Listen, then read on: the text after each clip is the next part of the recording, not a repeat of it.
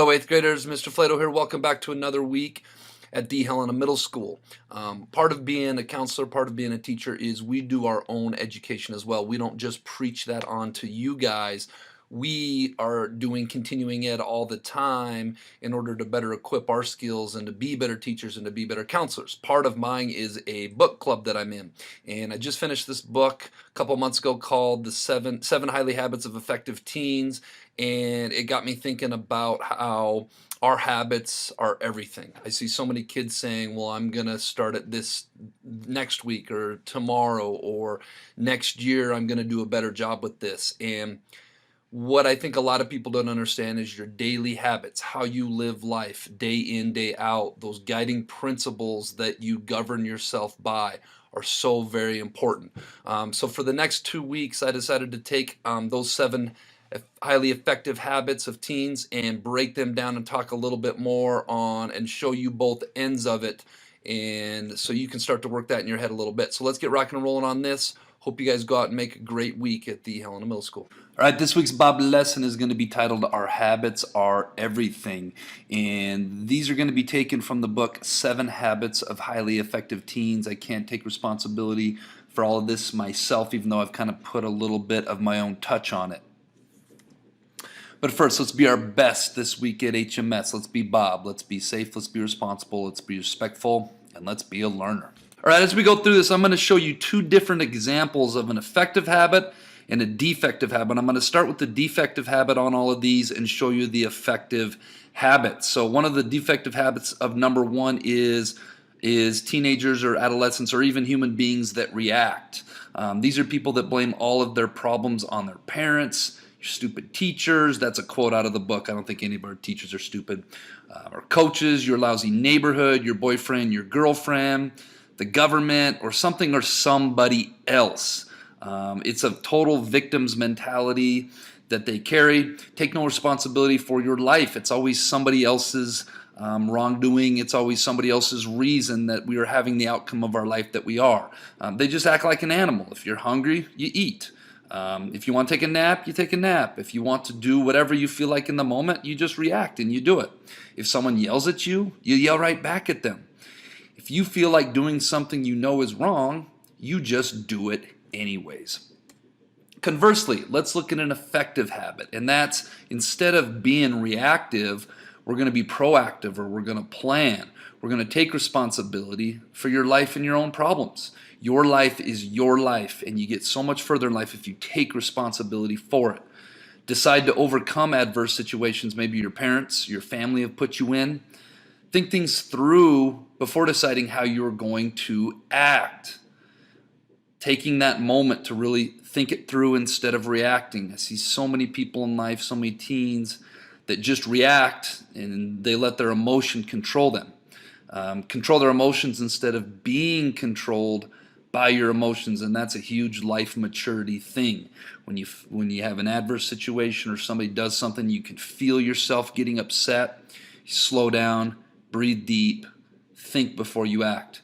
Be the master of your own universe, and what that means is we're proactive. We decide how our life goes, not let the universe or other people decide how our life is going to go.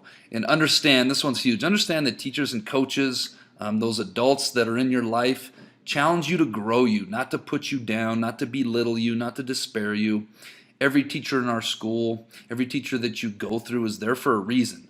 They're there because they want to help adolescents. They want to help young people grow up to be the best they can. And sometimes that challenge can come across a certain way, but every time it's about helping to grow you, not to put you down. All right, habit number 2 is begin with no end in mind. You don't have a plan. You just kind of wake up and react to how the day goes. You avoid goals at all costs. You're really just living for the moment. You never think about tomorrow because tomorrow is just that. It's always tomorrow. It's one day away. Why worry about the consequences of your actions? Who really cares? You live for the moment. This may be promiscuous. Might be using drugs and alcohol. It might be eating and drinking whatever you want. It may be staying up late. It's essentially just living for whatever makes you feel good in the moment with little to no regard of consequences, whether that's positive or negative consequences of what could come from that. Conversely, having a vision is a great habit. Having a vision for what you want your life to be and things you want to achieve. Do you take time to think about these things? You guys are getting to the age, 13, 14 years old, where we're starting to have to make more and more decisions that directly affect our life and our futures. Do you know your values? Do you know those personal moral laws that you live by and what you stand for? And do you act in accordance with that every single day? Before acting on anything, do you think through the consequences? Consequences can be both negative and positive of each and every action and decision you make. Always be working towards something. And I have a typo there, I see. It can be anything. Maybe working towards improving your grades, improving your friendships, improving your other relationships, improving your health, improving your hygiene, improving your chances of making the team. Long story short, human beings are more successful if they're goal oriented. And to be goal oriented, you have to sit down and really think about and have a vision for, where do I want my life to go and what steps do I need to achieve that, and then you act on it daily. I think there's a quote out there that says, if you don't stand for something, you'll fall for anything. And I think that comes in real true in this habit number 2. All right, habit number 3, defective habit number 3 is put first things last. And what that means is whatever is most important in your life. Yes, there are some things that are more important than others. I hope we are starting to learn that. Don't do those things until you have spent sufficient amount of time watching reruns, talking endlessly on the phone, surfing the internet, Snapchatting everyone you know, and lounging around and being a couch potato. Always put off your homework until last, if you get to it at all. If not, I don't know, maybe you can scribble some things on the paper and turn it in, or just not turn it in at all. Make sure that things that don't matter always come before things that do. Conversely, putting first things first, prioritizing the most important things in life and getting those things done first. What are those things? Hopefully those things should be first and foremost coming to school every day and being Bob throughout the day in your classes, putting those phones away, dialing in on the lessons that your teachers are coming up with, being organized, writing down your stuff, making sure you allow enough time and effort to get your homework done and doing it your best, and then go on to the other things that you need to do. Then get to all of your other fun stuff next. Look out into the future of things you need to get done, projects, units, etc. As you move into high school, you're going to have different things that are due at different times. And if you're not prepared for that project that runs up on you and you haven't allocated enough time, then you're going to be in a world of hurt. One of the things that those of you that had Mr. Sturgar last year with his science unit sign-off sheets, I know a lot of you struggled with that, and I can empathize with you. But those of you that did have him, he was trying to prepare you for what things are going to look like in the future. And forecast the amount of time needed to get those things done. Look out into the future and take at the beginning of every week, I look at all the things I need to get done for the week.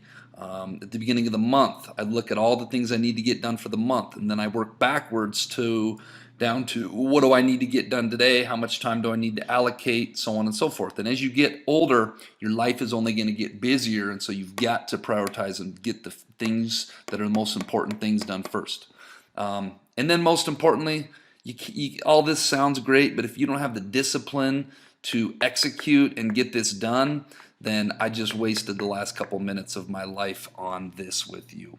So have the discipline needed to get it done. All right, we will finish up with the other 4 next week. Now we're on to our quote of the week, and this is taken from the same book, and it is, we first make our habits, and then our habits make us. Habits are such an important part of life. It's the things that we do day in and day out that totally make or break our lives. Hope you guys enjoyed this.